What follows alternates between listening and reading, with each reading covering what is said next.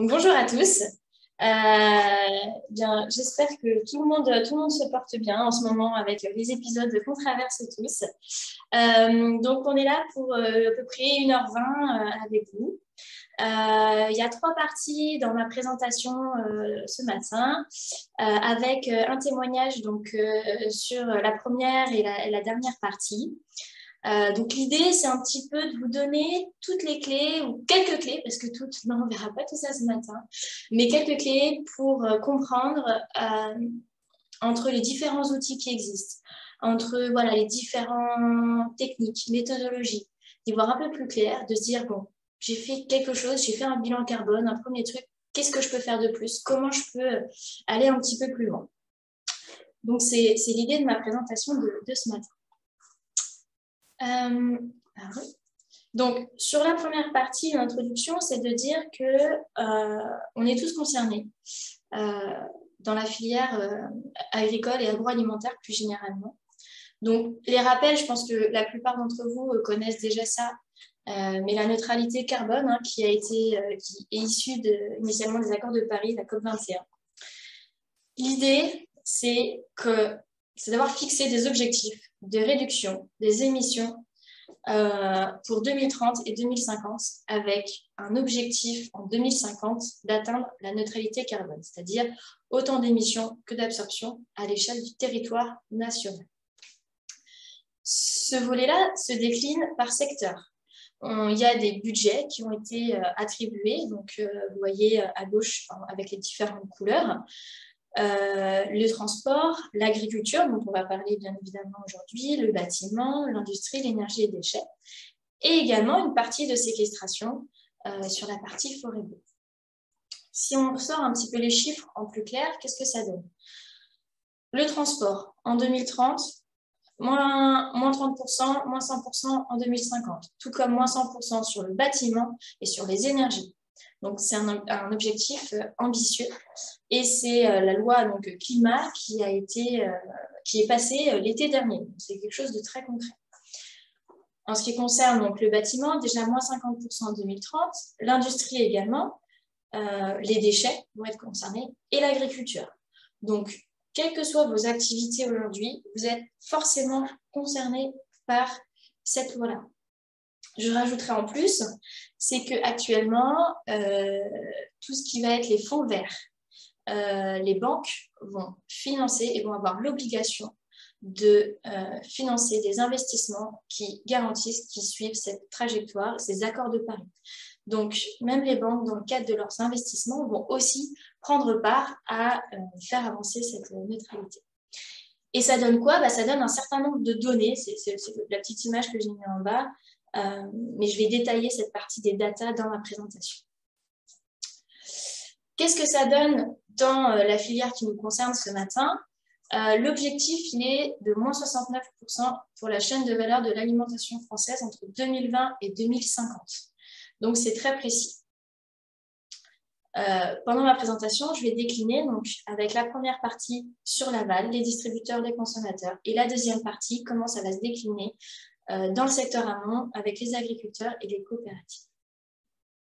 Donc, clairement, c'est dans la filière que ça se passe et on est tous concernés. Alors, on essaye de refaire un petit récapitulatif sur les outils. Je vais prendre une image très très simple pour vous expliquer que fait chaque outil. On va dire qu'actuellement, on pèse. On a un poids carbone, on a un poids d'impact environnemental. Donc, les outils, la première chose qu'ils vont vous apporter, c'est de vous dire combien vous pesez. Combien vous pesez en carbone, mais combien vous pouvez peser aussi avec d'autres indicateurs d'impact. Le deuxième point, les outils vont vous dire, bon, quel objectif vous voulez atteindre? Aujourd'hui, on est un peu trop gros en carbone. Quel objectif vous voulez atteindre? Et là où vous voulez porter les principaux axes de réduction de vos émissions. Et la dernière partie, ça va être ce qui concerne les actions. Est-ce que les actions que je mets en place vont me permettre d'atteindre l'objectif? Est-ce que j'arrive dans mon quotidien à vraiment faire du sport, manger plus léger, etc. Je prends l'exemple du régime, mais c'est pour donner une image un petit peu simplifiée. Donc voilà, vous avez ces 3 niveaux d'outils. Et on va distinguer un petit peu deux façons de faire. pardon. Il va y avoir des outils qui vont concerner votre structure, qui vont s'intéresser directement à dire l'entreprise ou l'association, combien elle pèse. Et il y a d'autres outils qui vont dire, OK, vos produits ou vos services, voilà combien ils pèsent. Donc, sur la structure, le bilan carbone, SBT Act, et sur les produits et services, on va plutôt parler d'ACV d'éco-conception. Si on prend une démarche structure, le point initial, souvent, c'est un BGS réglementaire ou un bilan carbone. Donc là, ça va vous dire combien vous pesez actuellement. Ensuite, la trajectoire, ça va vous donner l'objectif. Quel objectif vous vous donnez? À combien vous voulez arriver? Sachant que je vous ai présenté juste avant les objectifs de la loi climat. Et ensuite, vous allez pouvoir évaluer dans vos actions. Est-ce que vos actions sont conformes et vont vraiment vous permettre d'atteindre cette trajectoire? Donc, c'est la partie plutôt acte. Donc, à partir de ce bilan carbone, on a déjà ces 3 outils-là. Et l'idée, c'est d'avoir une démarche d'amélioration continue. C'est-à-dire, vous êtes passé sur la balance l'année N, vous mettez en place un certain nombre d'actions, l'année N+1 ou N+10, N+5, en fonction de là où vous avez ciblé vos objectifs. On repasse sur la balance, on refait ce bilan carbone et on voit par rapport à l'objectif qu'on s'était donné, où est-ce qu'on se place. Si maintenant on regarde la démarche produit, on va retrouver les mêmes éléments. Sauf que ça ne va pas être un bilan carbone, on va plutôt parler d'analyse de cycle de vie, ACV. L'ACV, ça va vous dire, en termes d'impact, combien vous pesez, que ce soit la ressource en eau, l'eutrophisation, le climat. Voilà, il y a un certain nombre d'indicateurs, plus de 16 indicateurs d'impact qui peuvent être pris en compte dans une ACV. Une fois que vous avez fait votre ACV, vous allez dire, OK, je sais combien je pèse, comment je vais pouvoir éco-concevoir et donc comment je vais pouvoir améliorer la performance environnementale de mon produit. Une fois que vous avez fait ça sur un produit ou 2 produits. Sauf que vous avez peut-être 20 références ou 20 produits ou peut-être 3000. Donc l'idée, c'est comment vous allez pouvoir un petit peu industrialiser ces 2 premières parties et centraliser l'ensemble des données qu'il vous faut pour réussir à éco-concevoir vos produits. La 3e partie qui va arriver, c'est l'affichage environnemental. Vous avez fait le travail et maintenant, comment ça va s'afficher sur vos produits et comment vous allez pouvoir communiquer. Et toujours dans l'idée d'avoir une démarche d'amélioration continue.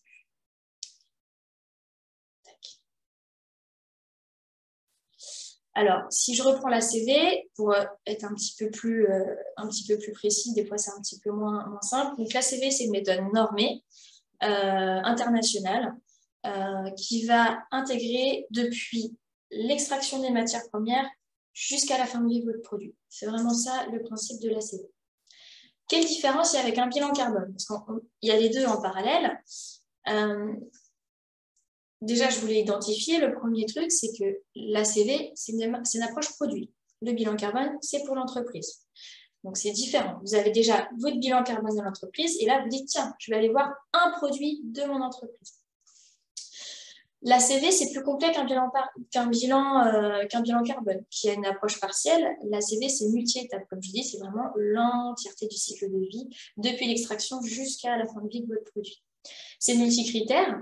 Le bilan carbone, on regarde le carbone, pas que, hein, mais on regarde le carbone, le climat, plus généralement. Là, on va regarder d'autres indicateurs d'impact environnementaux. Ce qui va vous donner une autre approche, c'est que si par exemple, vous êtes très bon au carbone, mais vous pouvez dire, ah ouais, mais en fait, je suis ultra mauvais sur l'eau, sur la ressource en eau, sur la toxicité. Il y a un cas assez concret dans le domaine agricole là-dessus, les pesticides. Dans le bio, un des éléments du cahier des charges du bio, c'est qu'il n'y ait pas de pesticides. Les pesticides, actuellement, dans l'analyse de cycle de vie d'un produit agricole, va avoir un impact carbone assez faible, puisque c'est surtout la fabrication, le transport, etc. de ces pesticides qui va être pris en compte. Sauf que, si on regarde l'écotoxicité, eh bien là, il y a d'autres impacts. Donc, regardez que à travers le filtre carbone n'est actuellement pas suffisant pour se dire, OK, la décision que je prends vers là où je vais, j'ai une bonne trajectoire et j'ai une bonne idée de là où je vais atterrir. Enfin, dans la CV, on a forcément une approche de compromis. On va se dire, bah, ma priorité, elle est là, et je vais regarder tels autres impacts. Mais on ne pourra pas tout regarder. Il faudra forcément faire un compromis entre est-ce que j'ai plutôt m'intéresser à l'eau, au climat, à l'écotoxicité, par exemple. Alors, dans tous les outils que je vous ai présentés, il y a un point qui est central, qui est important, c'est la collecte des données. Et ça va également être de qualifier cette donnée. Pour tous les outils, il faut savoir que c'est un moment, c'est un temps à investir initial, ça prend du temps. C'est pas forcément évident. Parfois, il faut soit être formé, soit être accompagné pour réaliser cette collecte. Et ce qui est important, quand on récupère l'ensemble des données qui vont nous permettre de savoir combien on pèse, c'est de se dire, OK, ça, je suis précis avec ce chiffre-là parce que c'est très important. Je sais que ça va avoir un impact. Si par exemple, je suis un transporteur et je ne prends pas en compte la consommation de carburant, voilà, on sait que la consommation de carburant, ça va être un poste important. Une difficulté, c'est qu'en fait, comme il y a de nombreux outils, il peut y avoir une multiplicité de collecte, une impression de ressaisie, de sursollicitation, et donc ça demande de la disponibilité. Donc actuellement, c'est un point clé qu'il faut avoir en tête. Je voulais aussi un petit peu revenir, c'est-à-dire que la donnée, elle est plus ou moins de qualité ou qualifiée. C'est-à-dire qu'on peut avoir une simple donnée déclarative, on rentre un formulaire, hop, avec ce qu'on a sous la main, c'est déclaratif. OK. On peut avoir une donnée vérifiée, c'est-à-dire qu'en fait, elle est déjà contrôlée, elle a déjà été un petit peu au moins vérifiée, au moins elle est issue d'un document officiel, etc. Ça, c'est une donnée vérifiée, où elle a été croisée avec d'autres outils.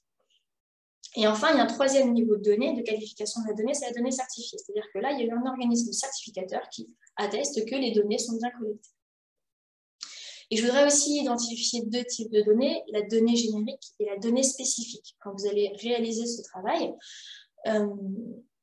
selon les outils, soit il va y avoir des données génériques qui vont être collectées. Vous n'allez peut-être même pas savoir que cet outil collecte ces données, c'est une moyenne France qui est prise. Par exemple, si vous êtes, je reste sur le transport, eh bien, quand vous utilisez de l'essence, eh bien, c'est une moyenne France de dire, bah ouais, l'essence, elle est issue de telle purification, ça a été extrait, le pétrole a été extrait avec tels approvisionnements, etc. C'est les moyennes France qui sont données par l'ADEME notamment. Et il y a des données spécifiques qui vont être spécifiques à votre entreprise. Le nombre de litres consommés, le nombre de kilowattheures consommés. Et si on est dans l'agriculture, ça va être, eh bien, mon alimentation, j'ai donné tant de kilos à mes animaux, j'ai donné tel ingrédient de telle qualité. Donc, il faut bien identifier quand on regarde les différents outils, où est-ce qu'on se trouve par rapport à ces données. Et le dernier point, c'était tout ce qui va concerner donc, la propriété de la donnée. Propriété, on remplit des formulaires en ligne, on donne des données à quelqu'un qui vient chez nous, nous auditer, etc. Mais ces données, elles vont où derrière? Est-ce qu'elles rentrent dans le cadre d'une RGPD ou pas? Parce que parfois, on a des données personnelles qu'on va aussi donner. Un agriculteur, il habite souvent sur son exploitation. Donc, en fait, il donne aussi son adresse personnelle. Est-ce que, quand la collecte elle est réalisée, est-ce que la personne qui donne ces données, elle est informée?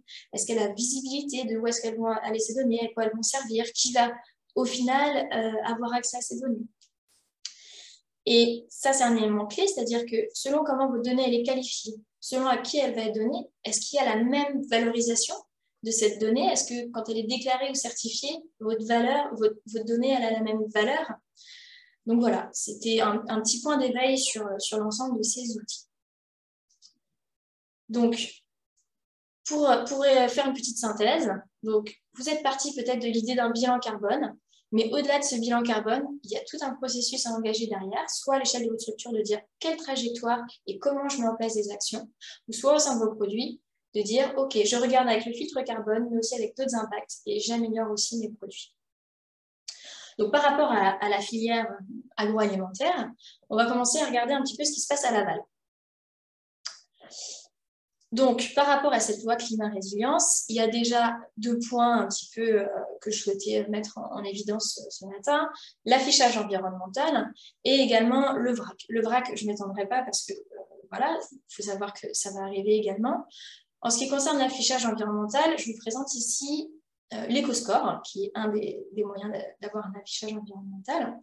L'EcoScore, c'est basé sur l'analyse de cycle de vie. Donc, la base, c'est déjà qu'on est sur l'analyse de cycle de vie. Ça reprend des produits de la base de données Agribalise, qui est la base de données ADEME, qui répertorie un certain nombre de produits agricoles, de produits transformés également. Donc, une fois qu'on a vraiment regardé donc, ce score de l'ACV, qui est notamment lié à la base de données Agribalise, on va y ajouter des bonus-malus. Des bonus s'il y a un label, des bonus s'il y a du transport, plus ou moins de transport, selon l'arrivée et la provenance des matières premières, des malus emballage actuellement et des malus plutôt liés à la biodiversité.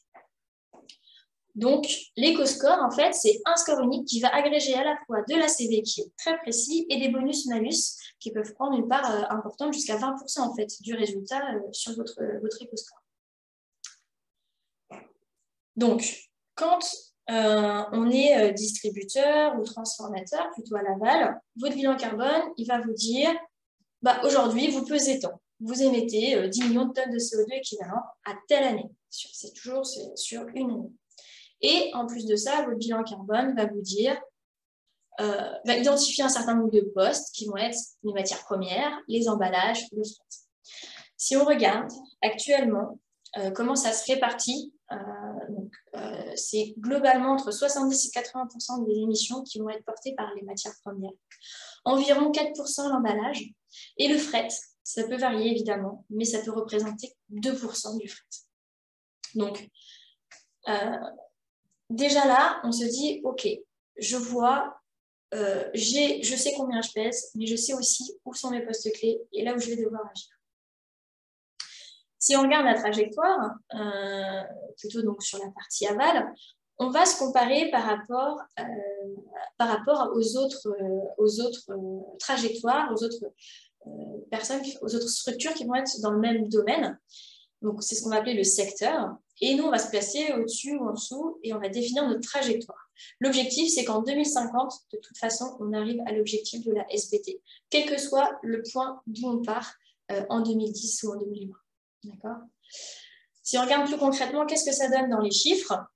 Souvent, c'est assez type, comment ça se décline par poste. Donc, je vous ai présenté dans le bilan carbone. Vos trajectoires, elles peuvent se présenter un petit peu comme ça, de dire, bon, ok, je vais travailler, j'ai déjà commencé à travailler là, depuis 2-3 ans sur l'emballage, le fret, je vais travailler sur les déchets. Et pour arriver à l'objectif, il faut également que je travaille sur les matières premières. Donc, les matières premières, c'est quand même un volet important qui va apparaître dans votre trajectoire, sur lequel vous allez pouvoir, ça va être un levier important sur lequel vous allez pouvoir agir pour vous dire, OK, j'atteins cet objectif.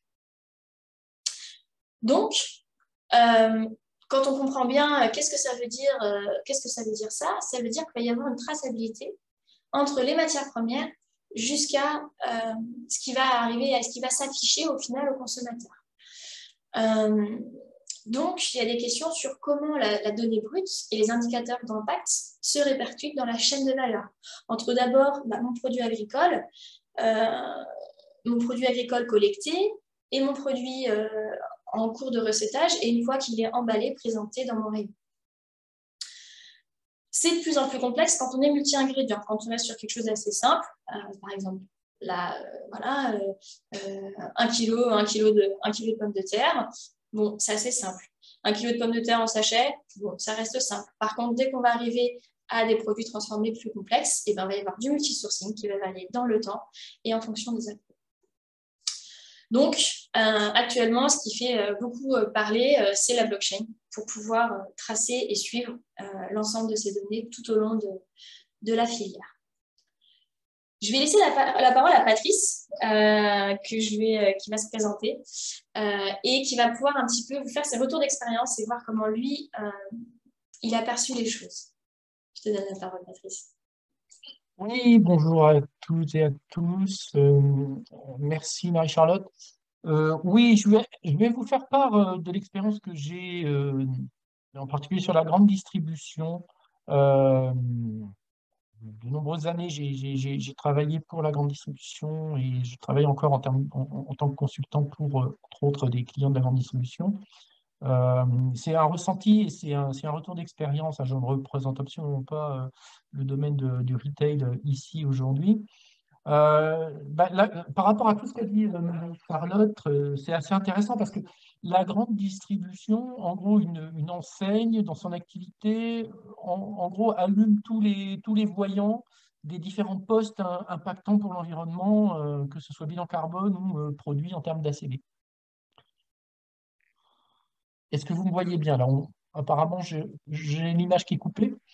Euh, donc, l'idée, c'est que, en fait, comme je le disais, donc tous les postes pratiquement sont concernés en termes sur une enseigne, hein, que ce soit eh bien, le fret, donc le transport, que ce soit les déplacements des clients qui vont compter par exemple sur un bilan carbone, que ce soit les déplacements des collaborateurs, que ce soit les magasins avec de l'artificialisation des sols, l'empreinte du parking, etc. Les produits, bien entendu, mais aussi les flux de frigorigène. On peut en citer d'autres, hein, comme les énergies, etc.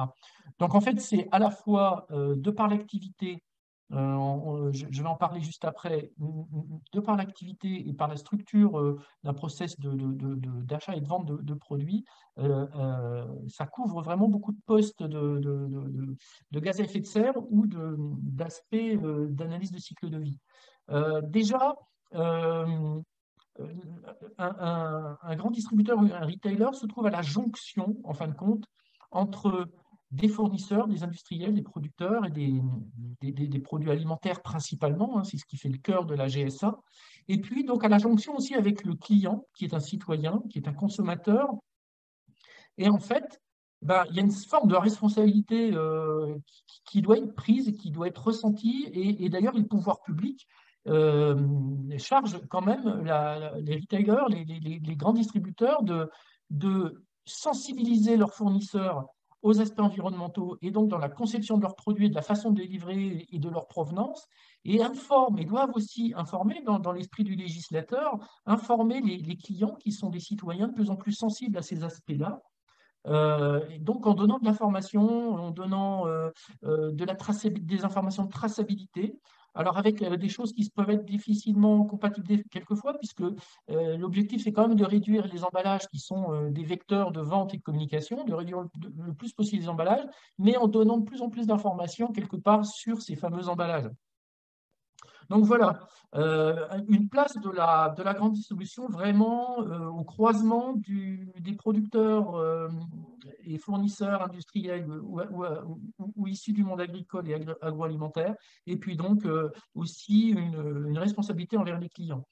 Donc en fait, euh, la question s'est rapidement posée en fin de compte aux grands distributeurs de faire des bilans carbone parce que ça questionne aussi euh, la pérennité du modèle d'affaires.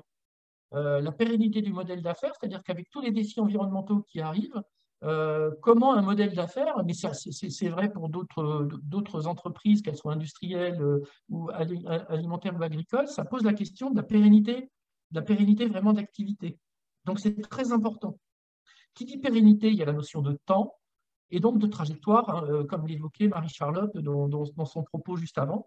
Donc, des réflexions à avoir par rapport à ça. C'est-à-dire que comment, avec tous les défis qu'il y a, je prends des responsabilités, je prends des engagements en conscience par rapport à ce genre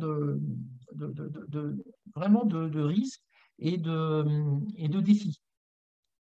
Ce qui va se passer donc sur un bilan carbone, par exemple, sur une activité de grande distribution, comme je le disais, il y a du transport, mais il y a aussi les produits.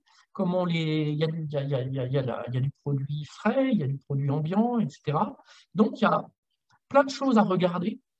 Et donc, la difficulté, comme on le disait tout à l'heure, et une chose importante, c'est la donnée. Donc, les données qui sont à la base des données métiers, qui permettent de faire le métier, d'acheter et de vendre des produits, ces données-là et ces outils informatiques et tous les fichiers qui existent, il va falloir les rechallenger, puisqu'il y a un certain nombre de données nécessaires à faire des bilans carbone ou des analyses du cycle de vie, qui n'existent pas forcément dans les outils, on va dire, cœur de métier, des outils experts du métier.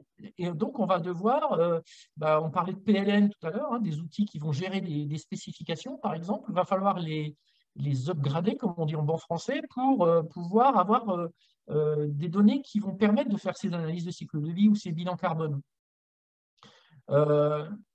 Et c'est vrai pour toute entreprise et aussi pour un retailer, pour un grand distributeur, ça va être beaucoup d'arbitrage. C'est-à-dire qu'on sait encore que ce qui fait venir un client dans une enseigne et dans un hypermarché, c'est quand même le prix avant tout. Mais avec une sensibilité une information, une sensibilité donc, du client de plus en plus à tout ce qui est lié à la planète, lié à la santé, etc. Donc, il y a beaucoup d'arbitrages qui vont se faire hein, sur les produits. La grande distribution s'est lancée dans la vente en vrac, a mis de plus en plus de produits bio par rapport au conventionnel dans ses linéaires. Il y a vraiment des solutions en emballage, par exemple, été mis en place, comme des filets pour les fruits et légumes, des filets qui sont réutilisables, lavables, plutôt que des sachets jetables, des choses comme ça. Alors, après, avec un besoin d'évaluation, une fois de plus, hein, si on veut s'améliorer, la première chose à faire, c'est avoir pris conscience du problème, 2, faire une évaluation carbone ou ACV, et puis, alors selon le besoin, on a vu qu'il y avait un aspect produit, puis il y en avait un aspect plutôt structure et process. Et puis, à partir de là, on a une photographie, comment on s'améliore. Alors là, ça devient compliqué. Alors, heureusement, il y a des référentiels pour les trajectoires, comme Acte, par exemple. Il existe un référentiel et des outils liés au commerce et à la distribution. Donc, un distributeur va pouvoir s'engager dans une évaluation Acte pour connaître là où il doit travailler ses améliorateurs sur, par exemple, les émissions de gaz à effet de serre. Et donc, ça questionne une fois de plus le modèle d'affaires pour dire dans 5, 10, 15 ans, au-delà, qu'est-ce que sera mon marché de grands distributeurs par rapport à ces défis. Donc, il y a aussi montré qu'il y a une prise de conscience et donc un besoin aussi de communiquer sur les engagements que va prendre un grand distributeur. S'il y a un problème sur un produit, etc., on va avant tout dire c'est Carrefour, c'est Auchan ou Leclerc qui est concerné pour un problème sur un produit ou qui fait venir un produit peut-être d'une région où il y a beaucoup de problèmes sociaux et environnementaux, etc. Donc, tous ces arbitrages entre le prix, la localisation, la vente en vrac, c'est de l'arbitrage permanent. Et puis, avant tout, je dirais, alors là, ce n'est pas du tout spécifique à la grande distribution, mais et ça peut être le témoignage au niveau de l'agriculture sera intéressant. Je pense que c'est une prise de conscience et aussi une forme de courage, en fait, parce que le fait d'étudier son impact environnemental, c'est courageux quand même, parce que c'est très challengeant, c'est très confrontant, c'est-à-dire que ça remet en cause un certain nombre de pratiques, qu'on soit dans une petite entreprise ou qu'on soit dans une enseigne de grande distribution, c'est convaincre aussi en interne de dire OK, il y a le prix, OK, il y a la négociation aux achats qui peut être quelquefois assez dur avec les fournisseurs, mais il n'y a pas que ça. Il y a aussi une prise de conscience et donc c'est assez challengeant.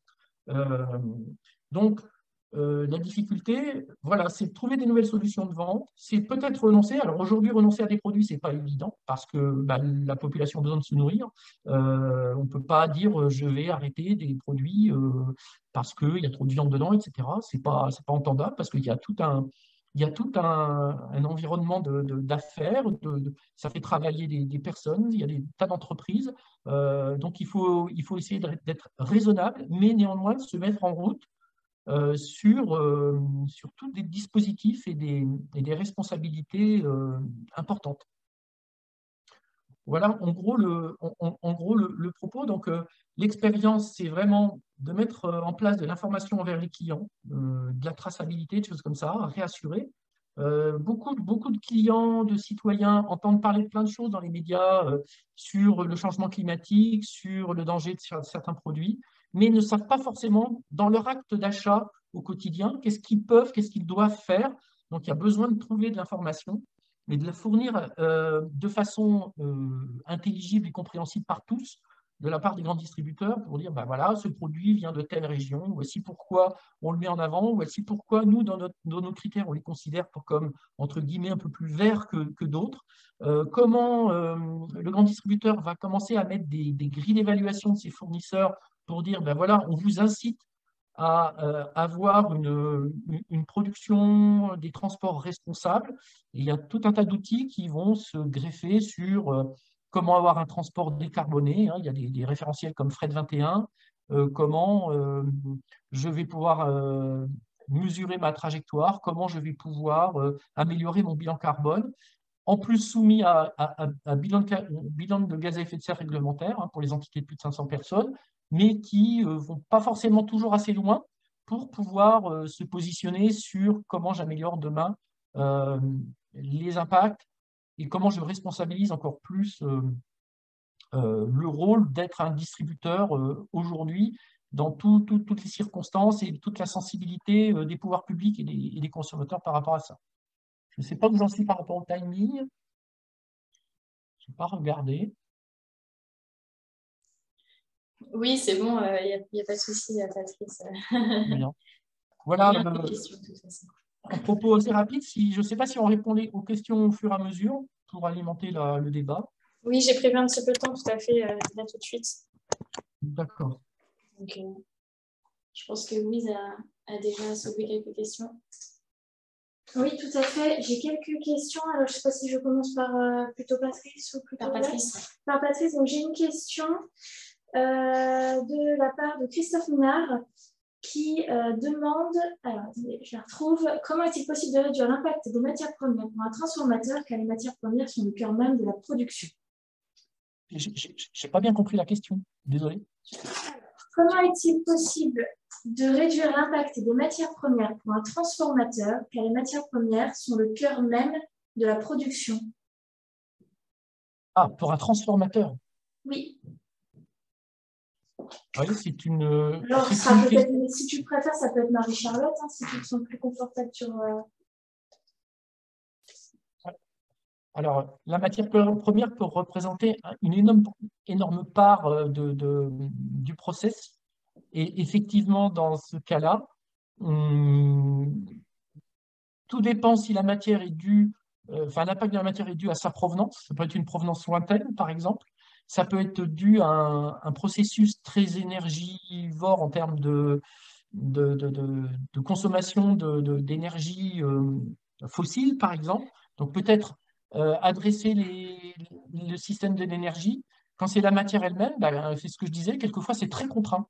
C'est-à-dire que là, il n'y a pas toujours de possibilité, Marie-Charlotte, je parle sous ton contrôle, si tu veux ajouter quelque chose. Quand la matière première, la matière à transformer représente énormément de l'impact, là, c'est vraiment à chercher, à faire de la veille, regarder ce qui existe comme alternative, et ce n'est pas toujours possible.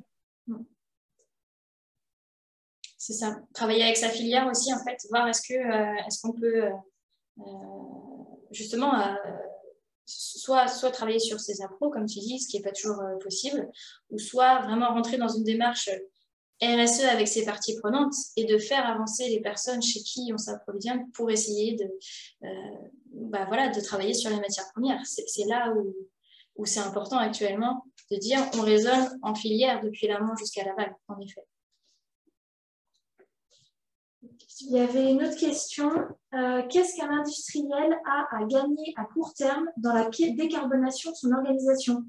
Est-ce que ces éventuels bénéfices sont quantifiables?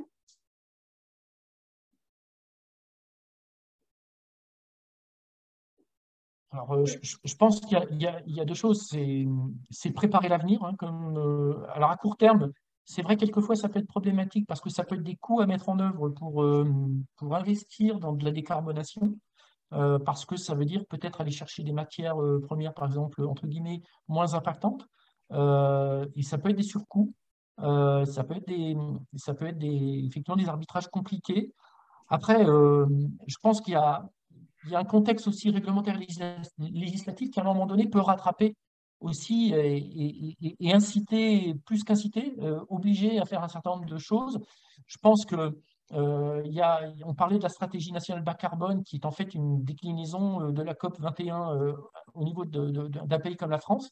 À un moment donné, des trajectoires existent, hein, comme disait Marie-Charlotte, et se calquer sur la trajectoire, ça va être quelque chose qui sera de plus en plus prégnant, parce que ça veut dire que anticiper les choses, ça permet pas, par essence même, c'est peut-être enfoncer les portes ouvertes, mais de ne pas subir et de ne pas, à un moment donné, pris le dos au mur, à avoir à investir pour sa décarbonation, en tout cas sur la baisse des impacts, et puis les donneurs d'ordre qui, eux, vont être, par exemple, je parle de la grande distribution, qui les donneurs d'ordre, eux, vont devoir s'engager sur des trajectoires, vont remonter en gros cette pression et ces exigences auprès de la chaîne de valeur et des acteurs de cette chaîne de valeur, et qui vont se trouver à un moment donné, entre guillemets, décalés par rapport au marché si les exigences des différents intermédiaires de la chaîne de valeur ont des exigences carbone, par exemple, climatiques.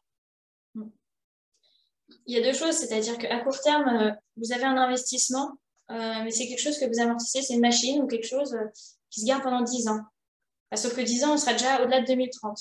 Donc, est-ce que le court terme, c'est aussi de préparer l'avenir, en fait. C'est que tout ce qui va être investi aujourd'hui en termes de temps ou de matériel, il sera proof, il sera conforme, voilà, par rapport à demain. Donc le court terme, c'est de se dire que demain, on ne va pas le subir, exactement. Moi, je partage cet avis, Patrice, hein. C'est qu'on est déjà prêt, c'est-à-dire qu'une fois que la loi elle arrive, on ne la subit pas ou moins. Et là, pour les investissements actuels, c'est-à-dire que si on doit investir, c'est que l'investissement, on soit sûr que ce soit compatible, en fait. On a encore un petit peu de temps, peut-être pour quelques questions, parce qu'il y en a quelques-unes. Oui, toujours pour Patrice. À qui la responsabilité des émissions de gaz à effet de serre liées à la chaîne alimentaire? Alors, la remarque est assez longue. Si les GMS comptabilisent dans leur bilan carbone les émissions de S3, idem pour la coopérative agricole et les agricoles, ça risquerait de faire du coup doublon. On peut remarquer que la comptabilité carbone se multiplie entre plusieurs acteurs, ce qui n'est pas logique de comptabiliser dans plusieurs organisations. Okay. La solution ne serait pas d'agir sur ces émissions directes et contribuer à la réduction de stockage de carbone dans sa chaîne de valeur, sans prendre la responsabilité de réduction de gaz à effet de serre dans toute sa chaîne de valeur? Moi, je pense que, et c'est un peu le parti pris, entre guillemets, des méthodologies et des trajectoires, par exemple, qui existent au niveau acte et autres. L'idée, c'est pas de regarder si je suis complètement responsable d'un impact ou d'une émission. L'idée, c'est est-ce qu'à mon niveau d'entrepreneur, par exemple, j'ai la possibilité d'influencer et d'agir sur un des aspects, un des postes émissifs de tout l'environnement que je traite. Un grand distributeur, par exemple, pour avoir fait des trajectoires en grande distribution, pourrait très bien se dire, moi, les produits que j'achète et que je revends quelque part, sauf peut-être ceux qui sont vendus à la marque de distributeur, et encore, bah, je ne suis pas le fabricant du produit. Quelque part, bah, les énergies qui servent à les fabriquer, etc., ce n'est pas de ma responsabilité. Je pense que, effectivement, si on additionne tous les impacts environnementaux, et en particulier les gaz à effet de serre de toutes les entreprises ou organismes de France, et qu'on en fait le total, on risque de faire du double compte. Mais moi, je pense que ce n'est pas un problème. L'idée, c'est surtout de regarder chacun à son niveau comment il va pouvoir influencer toutes les parties prenantes, tous les acteurs, tous les contributeurs de son activité pour que globalement l'impact environnemental baisse. C'est pas de dire c'est ma faute, c'est pas une notion de culpabilité parce que si on rentre là-dedans, ça devient vraiment inextricable, mais c'est de se dire à chacun à mon niveau comment je peux, par rapport à mes fournisseurs, par rapport à mes transporteurs, par rapport à ceux qui vont construire mon établissement, comment je peux avoir une certaine influence. Tant pis si ça rentre dans une sorte de compte.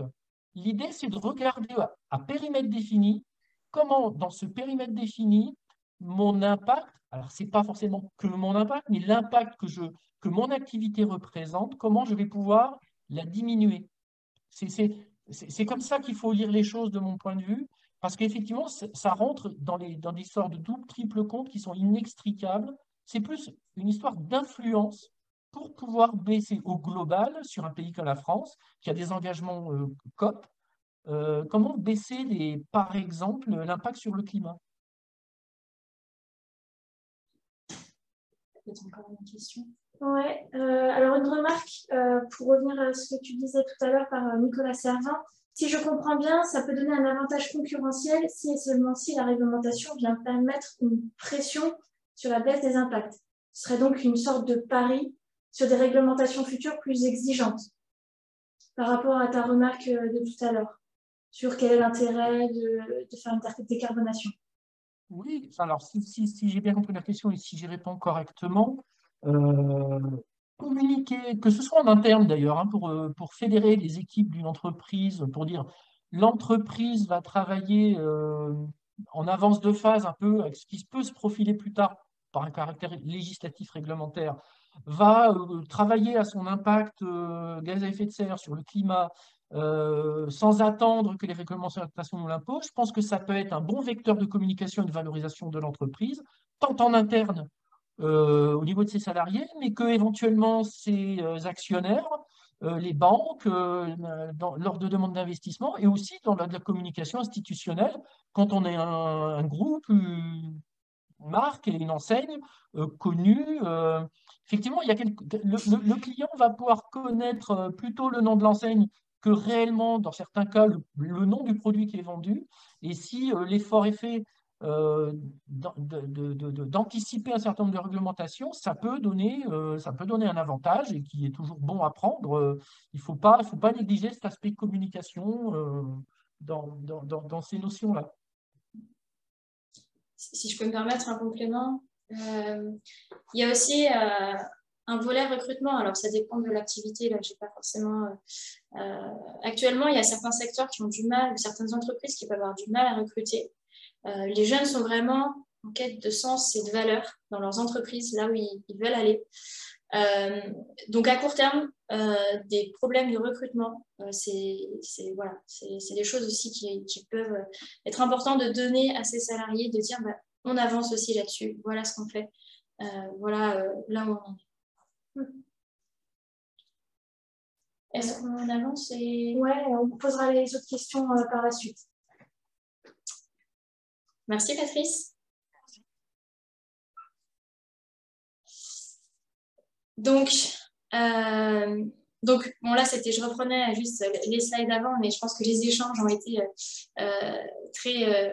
voilà, on nourrit déjà ces deux diapositives-là. C'était une transition pour vous parler donc, de cette partie de l'amont agricole, comment les agriculteurs vont pouvoir eux aussi de leur côté avancer, à quoi ils font face, ce sur quoi ils sont challengés.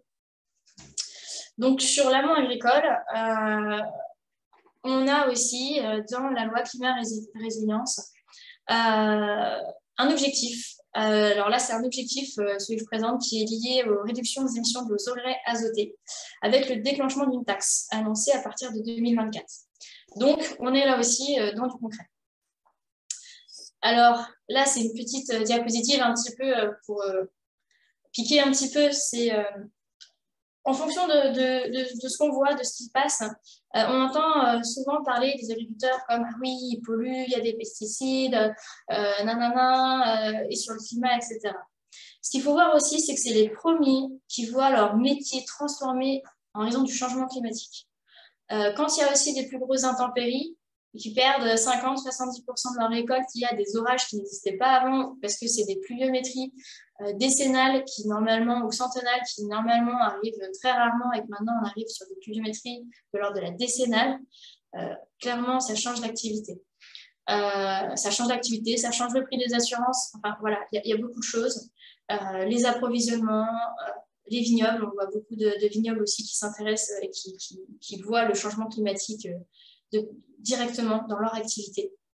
Donc, il ne faut pas oublier, c'est que l'amont, en fait, c'est leur quotidien, le climat. En fait, chaque jour, quand l'agriculteur il se réveille, il sait s'il va pleuvoir, pas pleuvoir, ce qu'il va pouvoir faire ou pas comme activité. Donc, M. Fournier vous en parlera parce que c'est lui qui est bien placé. Mais je pense que c'est quelque chose qu'il faut vraiment garder et avoir. Alors, cause, oui, en effet, une partie évidemment, le secteur agricole c'est une activité, hein, donc émet aussi des émissions. Mais surtout, je pense qu'il faudra, et à la fin de ma présentation se consacrera là-dessus, c'est aussi une solution. La biodiversité, le stockage, l'amélioration de la matière organique dans les sols. On a beaucoup de choses. La capacité de réduction et de stockage peut aussi être portée par l'amont agricole. Alors, si on regarde un petit peu la partie émission, la partie plutôt pointée, eh bien, en effet, il y a une partie des émissions qui est assez importante, qui est liée à l'élevage, une partie aux cultures. Et voilà, la plus faible partie, on va dire, c'est tout ce qui est infrastructure, carburant, etc.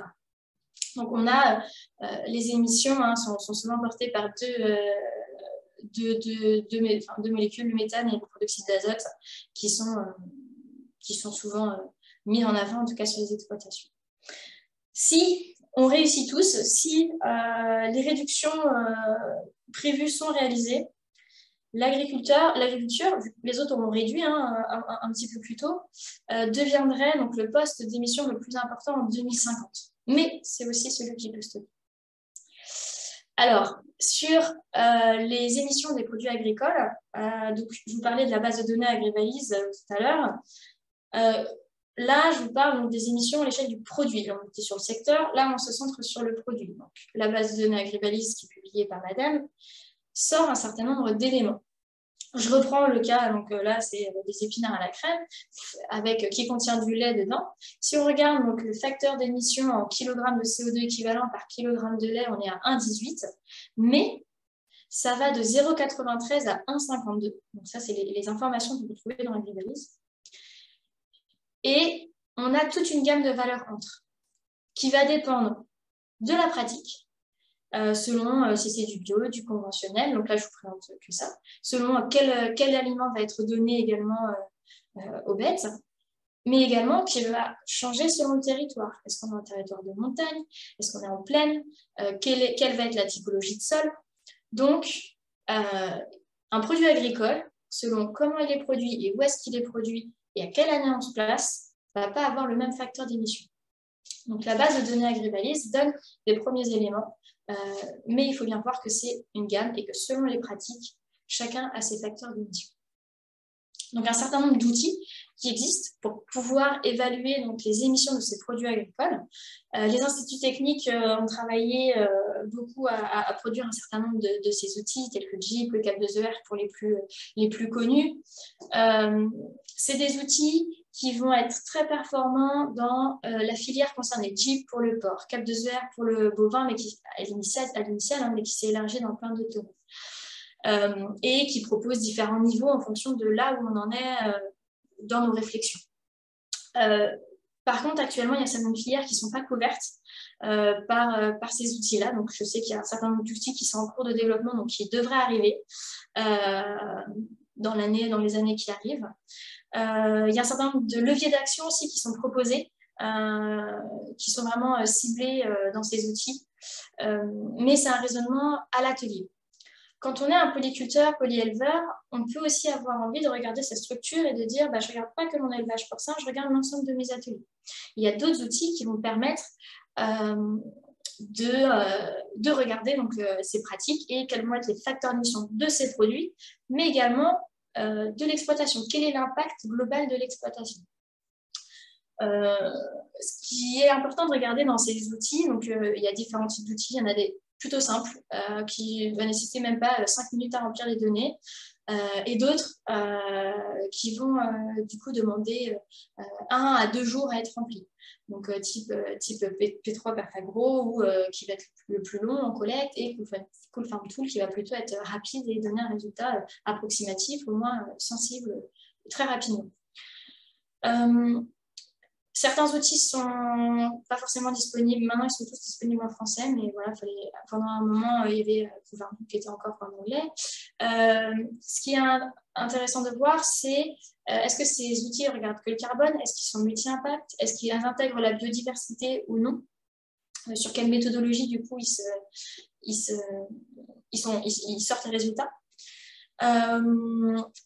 Il regardez aussi selon les outils, est-ce qu'ils vont être compatibles avec certaines méthodologies comme Gestime+, les bons diagnostics carbone, je vous en parle juste après, le label bas carbone qui permet de valoriser le carbone stocké. Voilà, donc ça, c'est des questions que vous pouvez vous poser lorsque vous choisissez un outil agricole. Je vais laisser la parole à François Fournier, qui a réalisé donc, un diagnostic sur son exploitation.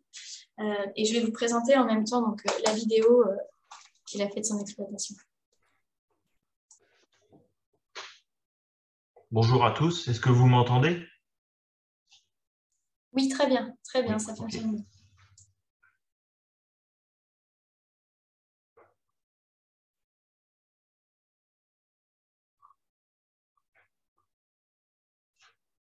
Donc, je suis François Fournier, éleveur de porcs et agriculteur sur la commune de Lamballe.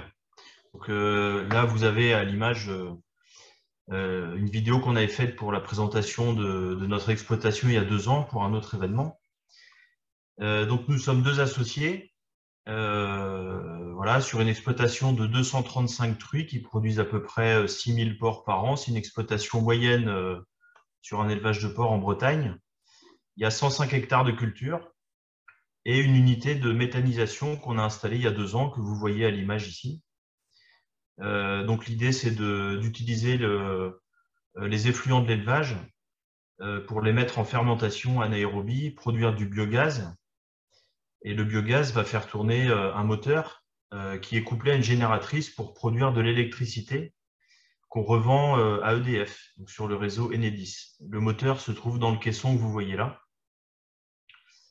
Donc on a 2 cuves de fermentation et puis des fosses de stockage à la fois en lisier et en digesta. Le digesta, c'est ce qui est après la digestion. On a mis une vidéo de l'intérieur des bâtiments pour vous montrer cet appareil qui est un aérotherme et qui utilise la chaleur du refroidissement du moteur pour chauffer nos bâtiments. Donc par ce biais-là, on a pu réduire fortement notre consommation électrique et aussi notre facture électrique, bien sûr, pour tout ce qui était chauffage des bâtiments. Ici, vous avez un exemple de culture pour la méta. Donc, c'est une association tournesol-maïs. Voilà, là, on est à peu près 15 jours avant l'ensilage. On attend qu'il y ait de l'énergie dans le grain pour pouvoir avoir un pouvoir méthanogène optimal. Ici, vous avez les silos de stockage de matière. Et puis là, on voit un chargement de matière dans la trémie d'incorporation qui peut contenir à peu près 20 tonnes de matière sèche. Et on incorpore à peu près 15 tonnes de matière sèche par jour et à peu près 18 tonnes de lisier. Donc, dans les matières sèches, on a aussi du fumier qui vient de chez des voisins, ce qui fait qu'on a une ration qui est supérieure à 70% issue d'effluents d'élevage. Le reste, on a un peu d'interculture, un peu de maïs.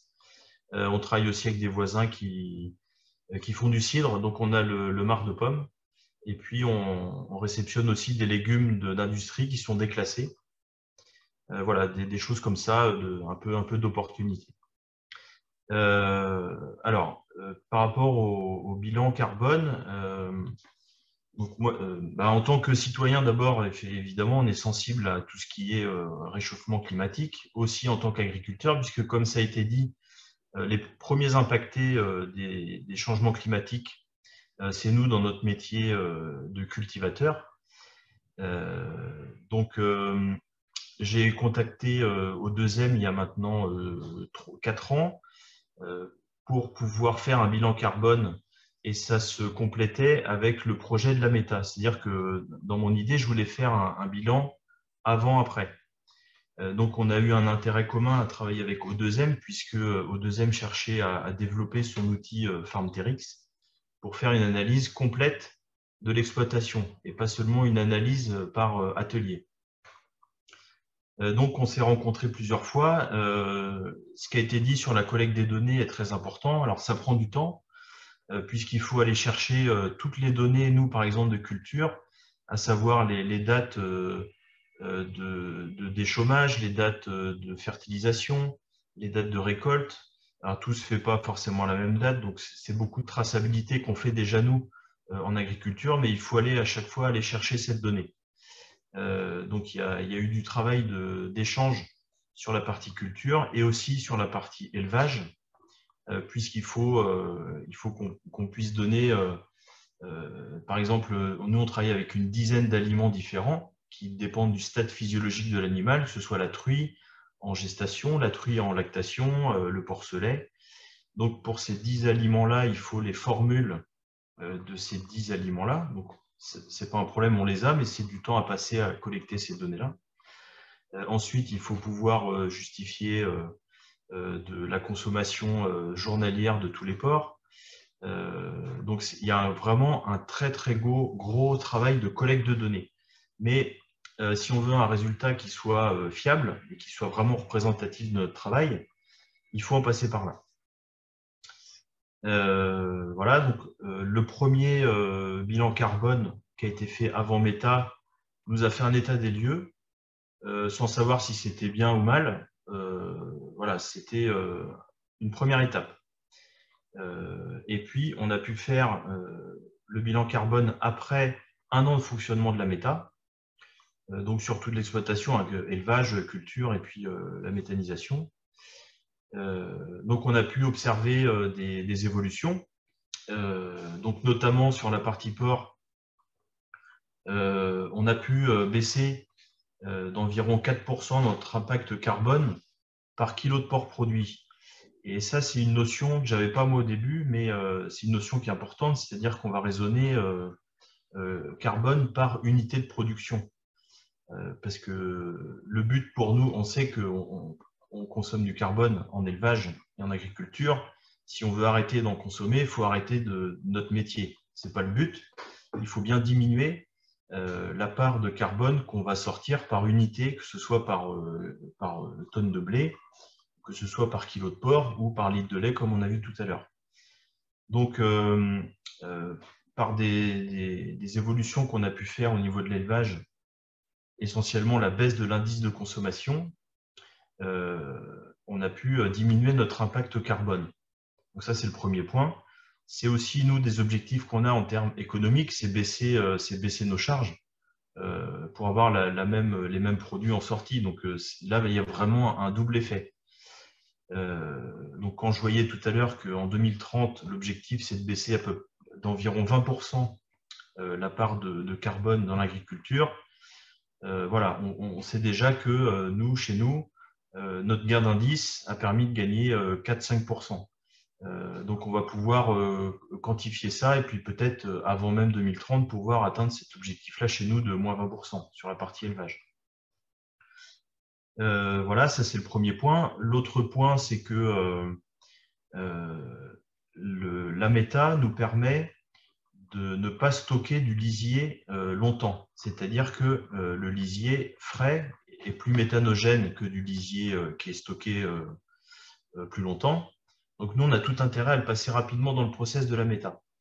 Et ce qui fait qu'un des points d'émission de carbone, c'est du stockage long de lisier. Par exemple, chez nous, le lisier, on ne peut pas épandre de septembre à février. Donc là, on a plusieurs mois de stockage de lisier. Et ça émet du gaz à effet de serre, que ce soit du carbone ou du méthane. Donc nous, ce méthane-là, on le capte avant qu'il s'en aille dans l'air. On le capte pour faire notre biogaz. Donc là, on a été gagnant sur notre impact gaz à effet de serre sur l'exploitation, puisqu'au lieu d'avoir en pic peut-être 5 mois et demi de stockage de lisier, on est en moyenne à 15 jours. C'est-à-dire que tous les 15 jours, le lisier n'est pas stocké plus de 15 jours, quoi. Il passe tout de suite dans la méta. Donc ça, c'était un point positif.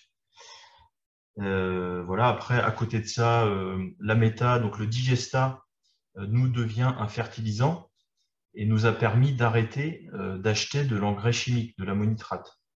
Donc, par ce biais-là, on a pu diminuer notre impact carbone d'achat d'ammonitrate. Et puis, quand je vois aussi qu'en 2024, il y aura une taxe sur l'ammonitrate, ben, on se dit qu'on est dans le vrai, là. On a déjà pris de l'avance sur ces sujets-là. Donc, on a fait ça. Ensuite, on a arrêté, au-delà de la méta et de l'élevage, on a arrêté le labour. On sait que labourer, c'est une émission, c'est un non-stockage entre guillemets de carbone. Alors, je ne dis pas que tout le monde doit le faire. Nous, on a eu la possibilité de le faire parce que il y avait des planètes d'aligner. On devait changer notre matériel qui était en fin de vie. On a des terres qui s'y prêtent et des pratiques qui s'y prêtent. Donc, on a eu l'occasion de vendre notre charrue et puis d'acheter un matériel pour faire du travail simplifié.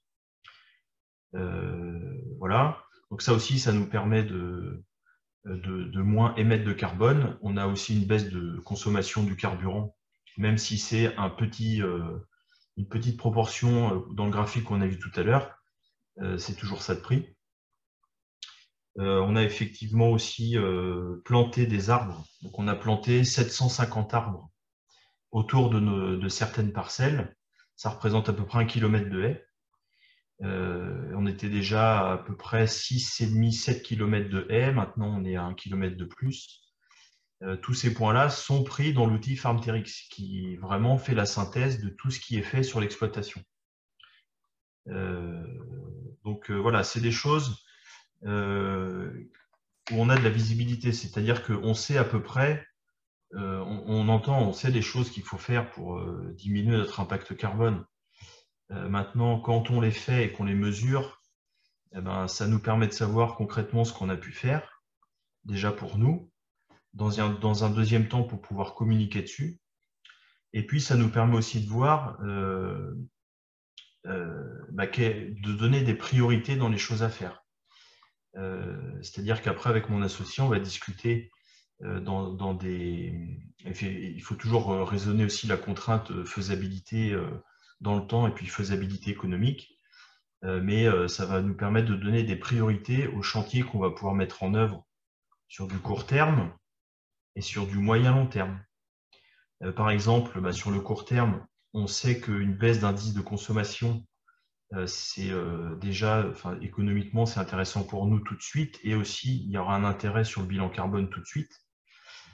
Voilà. Ensuite, on sait que si on veut, sur du moyen-long terme, si on veut baisser aussi notre impact carbone sur la partie élevage, il faut peut-être qu'on ait dans nos projets de fabriquer notre aliment, puisque ce n'est pas le cas aujourd'hui. On sait que ça, c'est un vecteur de baisse d'émissions de carbone. Voilà. Donc, l'intérêt de ce travail-là, c'était pour nous de faire une photo à l'instant T de comment on était en carbone et autres, parce qu'il y a aussi tout l'analyse du cycle de vie qui est fait. 3 ans après la méta, d'avoir une autre photo à un instant T sur l'évolution qu'on a pu faire. Et puis nous, ça rentre en compte dans nos plans, en fait, sur du court et du moyen terme. Donc ça, c'est sur la partie propre à nous, exploitation. Maintenant, si je raisonne sur la filière, on voit bien que les matières premières sont... c'est le principal impact en termes de bilan carbone. Nous, on est producteurs de matières premières dans la filière. On sait très bien que on va avoir du travail à faire dans la mesure de ce qu'on est capable de faire, parce qu'on ne pourra pas faire plus que ce qu'on peut. Il va falloir un jour qu'on se justifie ou qu'on se différencie si on veut encore être là demain dans pour vendre certains produits. Il va falloir qu'on se différencie par rapport à d'autres.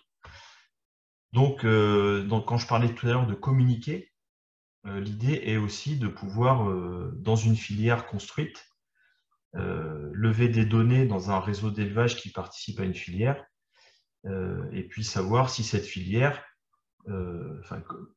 qu'est-ce qu'elle a en consommation de carbone aujourd'hui, en bilan carbone, elle sera peut-être déjà mieux qu'une production standard ou moins bien, et puis de pouvoir communiquer sur un horizon 5 ou 10 ans, qu'est-ce qui va être mis en place, comment, sur quel plan les éleveurs qui sont dans cette filière, sur quel plan ils s'engagent à travailler pour pouvoir baisser leur impact carbone, pour ensuite pouvoir communiquer auprès des clients finaux qui seront toujours, même si le prix est un critère de choix premier, il y a forcément l'impact aussi derrière environnemental pour certains consommateurs qui va jouer. Voilà de mon côté ce que je pouvais dire sur le bilan carbone qu'on a fait, nos méthodes de travail. Voilà, si vous avez des questions, je suis prêt à y répondre. Merci de votre écoute. J'espère avoir été assez clair. Il y a un certain nombre de questions à nous faire, M. Fournier. Alors, on va commencer par une première. Comment les agriculteurs sont-ils informés, formés, accompagnés pour ces enjeux de diminution de l'impact carbone? Quelle est la mobilisation? Alors, on est en agriculture, on est habitué bien sûr à travailler avec des coopératives qui nous aident sur tous ces travaux-là, qui nous aident notamment en élevage sur de l'amélioration du bien-être animal, parce que c'est une autre problématique aussi à laquelle on est confronté. Donc, dans les coopératives, il y a des services aujourd'hui qui sont des services RSE qui travaillent sur tous ces sujets-là. Donc, on est au début de ça. Mais on voit bien par le biais aussi des chambres d'agriculture, notamment de l'Institut du port, l'IFIP, l'outil JIP que vous avez vu tout à l'heure est développé par l'Institut français du port. Donc c'est par l'interprofession que, en tant qu'éleveur ou agriculteur, on peut être amené à être contacté pour pouvoir faire ce genre de bilan. Voilà, avec nos partenaires habituels en fait. Sur tout ce qui est actualité, marché, c'est par eux. Il y a une question justement qui fait un peu rebond. C'est votre aval, donc groupement ou abattoir, a-t-il manifesté un intérêt pour valoriser la baisse de l'impact carbone des porcs que vous produisez? On est au début des discussions. Alors, c'est-à-dire que les sollicitations, moi j'en ai eu à titre personnel plutôt par des clients finaux, pas des consommateurs, mais des clients, enfin des salaisonniers, quoi. Qui aujourd'hui, on parle aujourd'hui avec ces gens-là de la qualité du produit, évidemment c'est la première chose. Ensuite, c'est le bien-être animal sur lequel on travaille. Et ensuite, c'est la partie environnementale, puisque ce sont les attentes consommateurs. Donc, de fil en aiguille, les salaisonniers avec qui on est en contact en tant qu'éleveurs vont aussi en parler à l'intermédiaire et l'acteur aussi principal qui est l'abattoir, et aussi à notre groupement de producteurs à qui nous, on vend nos porcs. Donc, en fait, on va y être sensibilisé par les demandes des consommateurs. C'est ce qui va se passer. On est au début, voilà. Alors, j'ai des questions liées plutôt du coup à tout ce que vous avez mis en place suite au premier bilan carbone que vous avez fait. Alors, une première, c'est est-ce que vous travaillez sur l'alimentation de vos animaux pour réduire encore votre impact carbone avec des aliments d'origine France, par exemple, ou est-ce que vous avez en fait une marge de progrès encore possible? Oui, il y a toujours des marges de progrès. Il faut les identifier et pas il y en a plusieurs. Il faut aller vers les principales. Aujourd'hui, on travaille avec notre fabricant d'aliments qui, par exemple, dans nos formules d'aliments croissance engraissement, qui sont les gros volumes consommés par les porcs, il n'y a plus de soja. Donc ça, c'est un impact qui n'est pas négligeable. Donc ça, c'est plutôt au niveau fabrique d'aliments. Chez nous, c'est toujours et encore, c'est travailler sur l'indice de consommation. Travailler sur des aliments adaptés au stade physiologique, donc ce qu'on appelle l'aliment biphase, c'est-à-dire qu'il y a des normes aujourd'hui où il faut avoir un certain taux de protéines en croissance et en finition à respecter pour qu'il y en ait le moins possible dans les effluents par la suite. Donc c'est du travail en continu. Ça, c'est notre métier d'éleveur, c'est tout ce qui est zootechnie. Donc, parce que le principal facteur carbone, quand même, en fait, si pour nous, on achète aussi de la matière première qui est l'aliment. Donc, finalement, cette matière première-là, il faut aussi qu'on la baisse pour baisser l'impact carbone qu'on peut avoir. Donc, c'est toute la zootechnie, c'est jouer sur le sanitaire pour que l'aliment soit le mieux valorisé possible. C'est jouer sur le chauffage, sur la ventilation des bâtiments. Ça c'est notre quotidien. c'est de l'amélioration continue qu'on fait tous les jours, mais comme dans plein d'autres métiers où il faut optimiser la chaîne de transformation du produit ou autre. Donc, sur la partie port, l'optimisation va être là. Et puis, on va essayer de regarder pour augmenter aussi ce que je disais tout à l'heure par rapport au stockage de lisier. Augmenter la fréquence des vidanges. Voilà, ça peut aussi jouer sur l'élevage. Super. Et comment avez-vous financé votre action de planter des haies? Est-ce que vous avez été aidé ou est-ce que c'était du coup de l'investissement personnel? Oui, c'est des aides qui sont faites alors sur l'Embal Armor. Je ne sais pas si c'est départemental ou si c'est que sur la communauté de communes. Toujours est-il qu'on a contacté la communauté de communes de l'Embal pour leur signaler qu'on souhaitait planter des haies sur telle et telle parcelle. Donc ça a été pris en charge. Maintenant, planter des haies, c'est se donner du travail dans 10 ans, parce que les haies, il faut les entretenir. Les branches qui dépassent dans le champ, qui cassent un rétroviseur, c'est pas ça. Voilà, c'est des choses comme ça auxquelles on ne pense pas tout de suite, mais il y a eu aussi ce travail à un moment d'enlever des haies pour optimiser les parcelles et puis pour pas que ça casse le matériel. Voilà, ça a été fait par l'Embal Communauté, en sachant que nous, dans 10 ans, ça va nous donner du travail d'entretien. Voilà. Mais on le fait quand même, quoi. On a encore un petit peu de temps, encore. J'ai pas mal de questions encore. Alors, il y avait des questions notamment liées à l'installation d'unités de méthanisation, tant sur comment du coup valoriser le méthane que quel est vraiment son intérêt au niveau impact environnemental. Est-ce que ça ne fait pas un transfert d'impact? Est-ce que finalement, en créant une unité de méthanisation, vous n'avez pas aussi provoqué d'autres émissions? Voilà, quel était un peu votre ressenti par rapport à ça et les résultats qui en sont ressortis? Alors, la première question, la valorisation du méthane. Donc, c'est sur la vidéo que vous avez vue tout à l'heure, le biogaz qu'on produit dans les cuves est composé à 55% de méthane. Et il est ensuite brûlé dans un moteur. Le moteur donc, est couplé à une génératrice qui fournit de l'électricité. Donc, on a à peu près l'équivalent de 40% de c'est le rendement du moteur. On a 40% de cette énergie-là potentielle qui est transformée en électricité, donc qui est revendue, et on produit l'équivalent de la consommation de 150 foyers par an avec notre unité de méthanisation. L'avantage pour Enedis, c'est que c'est continu, c'est-à-dire que les éoliennes ou les panneaux photovoltaïques, c'est cyclique. Quand il y a du vent, toutes les éoliennes se mettent en route, donc production d'énergie au maximum. Quand il n'y a pas de vent, il n'y a plus d'électricité à arriver. Les panneaux, c'est pareil entre le jour et la nuit.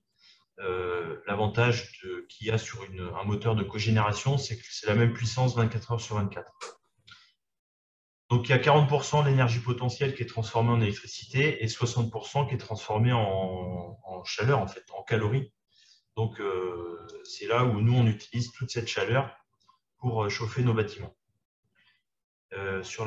Voilà la valorisation du biogaz, à la fois de l'élec et à la fois de la chaleur, qui nous a aussi permis, la chaleur, de baisser notre indice de consommation, puisque des ports qui sont mieux en confort, en chauffage, consomment moins d'aliments pour avoir la même croissance. Donc ça a été aussi bénéfique sur la partie élevage et donc bilan carbone de l'élevage en lui-même. Ensuite, alors la méthanisation, l'impact que ça a eu, c'est-à-dire qu'on a pu, ce que je disais tout à l'heure, en fait, on avait à l'origine quelque chose qu'on ne valorisait pas.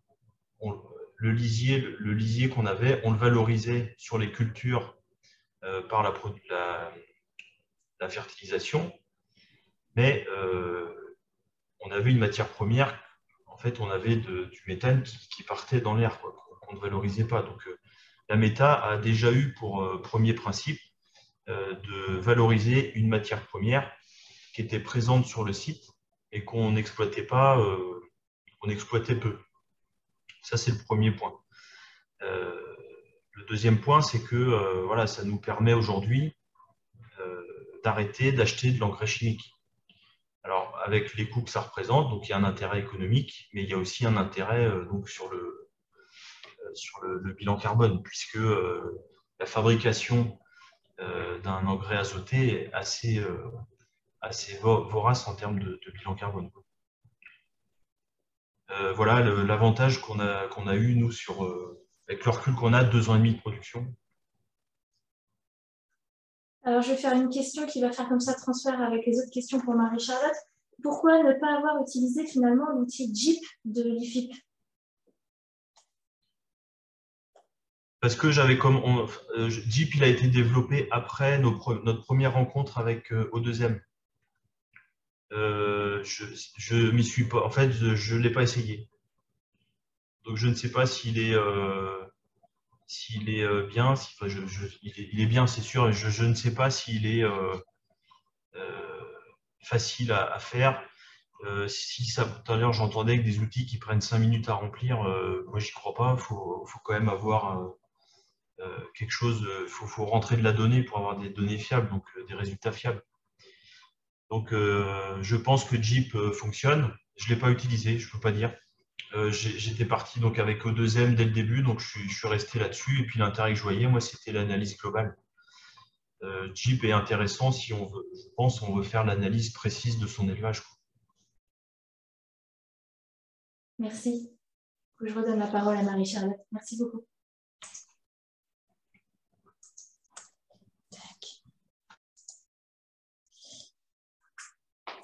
Merci.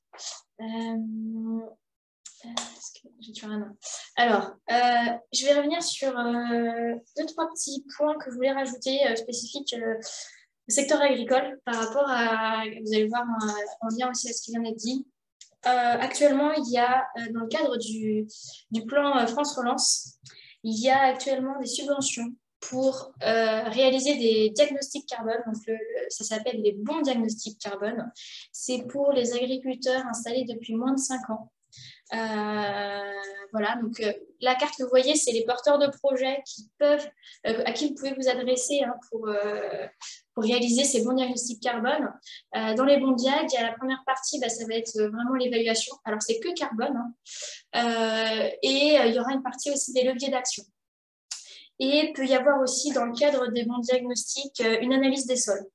Donc voilà, donc c'est quelque chose d'assez complet. Vous voyez, c'est un financement qui est quand même important. Hein. C'est quelque chose qui dure entre à peu près 2 jours et demi, 3 jours donc, au total. Hein, mais il y a une demi-journée de collecte à peu près pour pouvoir réaliser ce bon diagnostic carbone. Donc je voulais vous en parler parce que voilà, c'est en ce moment.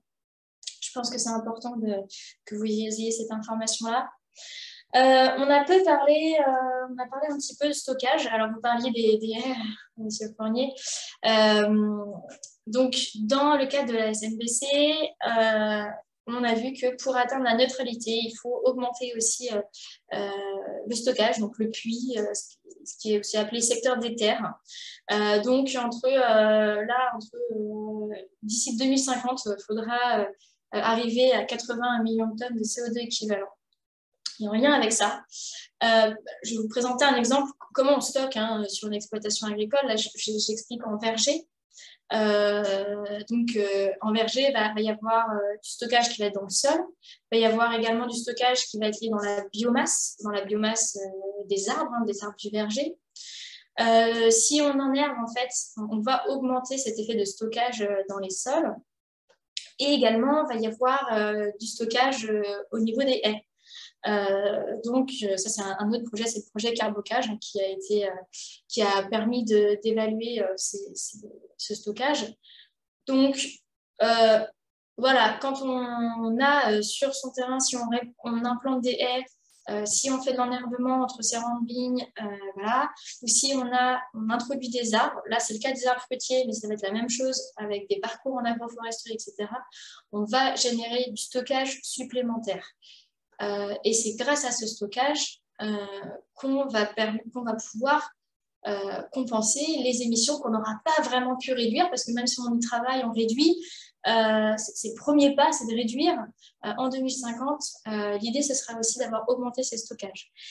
Et lié à ces stockages, j'en ai très peu parlé, mais il y a aussi une grande partie de biodiversité, un point sur la biodiversité, un grand nombre de leviers d'action qui vont augmenter, favoriser le stockage, sont aussi favorables à la biodiversité. Le label bas carbone, qui est une initiative du ministère. Le label bas carbone, c'est ce qui va vous permettre, quand vous avez mis en place une haie, par exemple, comme vous, hein, Monsieur Fournier, là, vous allez pouvoir générer ce qui s'appelle des crédits carbone et vous allez pouvoir revendre ces crédits. Donc, le label bas carbone, ce n'est pas un label en soi, ce n'est pas un cahier des charges qui vous dit voilà, le nombre de mètres linéaires de haies par rapport à la taille de votre exploitation, etc. Ce n'est pas ça. C'est une plateforme, c'est un levier, c'est une plateforme d'achat et de vente de crédits carbone qui vont être générés dans le secteur agricole, mais également dans d'autres secteurs. Mais le secteur agricole est déjà très, très bien développé actuellement. Et donc, en fonction des actions que vous allez avoir mis en place sur votre exploitation, soit pour réduire des émissions, soit pour augmenter les capacités de stockage, vous allez pouvoir générer des crédits. Et le label bas carbone, c'est la plateforme qui, définit la méthodologie. Eux, ils valident vraiment les méthodologies qui seront validées. Vous faites une première estimation, un temps T 0, un peu votre bilan carbone, votre diagnostic initial. Vous mettez en place les actions et 5 ans après, on refait la même chose. Et donc, les crédits qui ont été générés sur cette durée-là vont pouvoir être valorisés.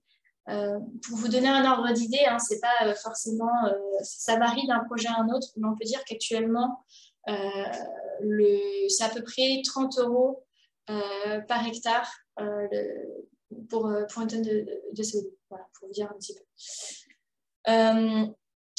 J'arrive à la fin de ma présentation. Je pense qu'on est dans le timing. Gaëlle, surtout, un signe si jamais on n'y était pas.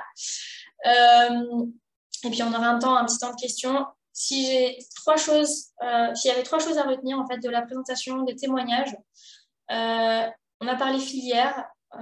Et j'ai entendu les questions et les remarques, bah ouais, mais comment moi j'agis et qu'est-ce que je peux faire? L'idée, c'est que chacun puisse agir. Hein. Monsieur Fournier disait, moi, ma matière première, ça va être ce que je vais importer sur ma ferme.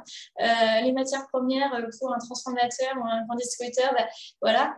Mais chacun, en fait, a des matières premières et peut dire, OK, comment j'avance aussi là-dessus par rapport aux autres choses que je maîtrise. Je rappelle quand même donc, la partie agricole va avoir quand même un rôle important à jouer, que ce soit dans le stockage ou sur la réduction d'émissions. Et donc, je rappelle qu'ils sont victimes, cause pour une certaine quantité d'émissions, mais ils sont aussi solutions. Voilà, c'était ça une petite synthèse rapide. Donc, on a un temps de questions. D'autres questions, je pense, qui sont arrivées, OK, vous me confirme que oui, donc auxquelles on va pouvoir répondre. Et peut-être Patrice ou Monsieur Fournier, si jamais il y a des questions, on les sollicite. Ouais, peut-être des questions restantes. OK, très bien. Alors, je vais revenir sur les toutes premières questions quand même, parce que je vous ai un peu lésé. Il y avait une première question liée au Planet Score, parce qu'on a parlé de l'EcoScore, mais pas du tout du Planet Score. Alors du coup, est-ce qu'il y a une différence entre les deux? Quel est l'intérêt entre les deux? Voilà, juste assez rapidement expliquer que le Planet Score existe aussi. Quoi. Très bonne remarque. En effet, j'ai parlé de l'EcoScore. Le Planet Score, donc l'EcoScore, j'ai pas émis de critiques particulières, positives ou négatives. Il est quand même très critiquable sur certains points et en effet, qui sont pris en compte dans le Planet Score. Si on parle du stockage du carbone, hein, j'en ai juste parlé, et de la biodiversité. Le Planet Score va mieux intégrer ces éléments-là. Le Planet Score, il est à l'origine, donc c'est l'ITAB qui est à l'origine du Planet Score. J'ai parlé d'affichage environnemental. J'ai présenté un affichage, mais on va voir un certain nombre de notes de scoring qui vont arriver, qui sont déjà là. Et le Planet Score en fait partie. Il y avait une question liée à Agribalise aussi, dont on a parlé au départ, c'est qu'Agribalise utilise des données basées sur des moyennes nationales. Là, par exemple, l'exemple de Daisy West, c'était notre coopérative a fait le choix de passer 100% énergie renouvelable dès 2022, alors que la filière est à 40%. Du coup, comment on peut prendre en compte ce genre de spécificité? Et bien, c'est là où il faut se détacher d'Agribalis. Donc là, c'était une coopérative. Oui, Daisy West. Une coopérative. Donc, quand vous êtes coopérative, eh ben, c'est là où vous allez devoir justement soit faire, donc si c'est sur un produit ou si c'est sur votre structure, faire votre bilan carbone ou vos ACV spécifiques à vous. Donc actuellement, il existe en fait, quand vous allez faire le diagnostic comme M. Fournier a fait, vous allez pouvoir prendre en compte la part de cette énergie renouvelable. C'est-à-dire que si vous êtes à 100% au lieu de 40%, c'est ce que j'ai compris hein, dans la question, ça va avoir un impact et ça va être pris en compte. Donc ça sera pris en compte à l'échelle de vos structures et ou de vos produits selon le niveau de la démarche que vous avez fait.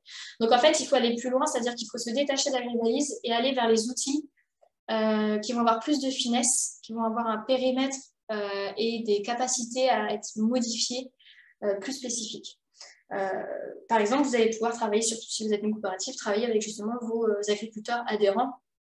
Et dans ce cas, voilà, sur vos matières premières, vous pouvez avoir une évaluation plus fine si vous avez déjà des agriculteurs qui ont mis des choses en place plutôt que de prendre les éléments de la base de données Agribalis. Une question sur l'ACV et est-ce qu'il y a des limites en fait de l'ACV qui est appliquée à l'amont? Parce qu'on fait des analyses de cycle de vie ACV.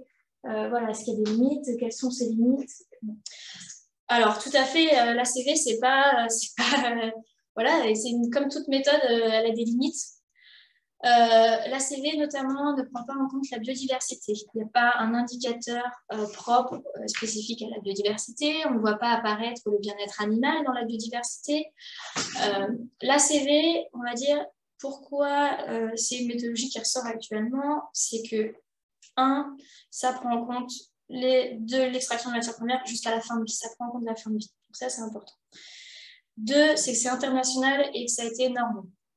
Donc en fait, quand une ACV est faite, on sait les tenants, les aboutissants. Par contre, attention, selon le périmètre que vous allez définir et que vous allez donner à votre ACV, vous n'avez pas les mêmes résultats. Donc, chaque ACV a sa méthodologie et son périmètre. Je vous ai dit, hein, en termes d'indicateurs, tout n'est pas pris en compte. Quand on est sur l'agricole, spécifiquement pour répondre à la question sur faire une ACV agricole, donc, savoir que vous pouvez faire une ACV sur chacun de vos produits. Actuellement, on a la capacité technique de remonter, vraiment d'être très précis sur d'aller jusqu'à c'est quoi votre consommation de carburant spécifique en fonction de votre tracteur, etc. De dire en fonction de l'aliment, M. Fournier en a parlé, hein, quand on travaille sur les indices de consommation et la qualité des aliments, de dire mon soja, si j'ai d'installer du soja ou si demain je le remplace par autre chose, est-ce qu'il est français, est-ce qu'il est brésilien, comment est-ce qu'il a été produit, mon facteur d'émission de mon soja, où je suis en je fabrique mon aliment à la ferme et j'auto-consomme mes aliments. On arrive actuellement avec de l'ACV à dire le blé, je l'ai produit sur ma ferme, il a ce facteur d'émission et je le réintègre dans mon aliment. Donc actuellement, l'ACV est quand même assez complète. Après, en limite, c'est quelque chose d'exhaustif qui prend du temps, qui nécessite de la donnée. Voilà, je pense que j'ai répondu. Bon, il est déjà 12h30, du coup, je fais une dernière question. Alors, je l'avais. C'est lié à l'outil Farmtex dont a parlé M. Fournier. Comment accéder à l'outil et est-ce qu'il est libre d'utilisation? Alors, il est libre d'utilisation, enfin libre, c'est-à-dire qu'il est disponible. Comment accéder à l'outil? Vous pouvez tout simplement nous demander. Je vous répondrai sans souci là-dessus. Voilà. Merci.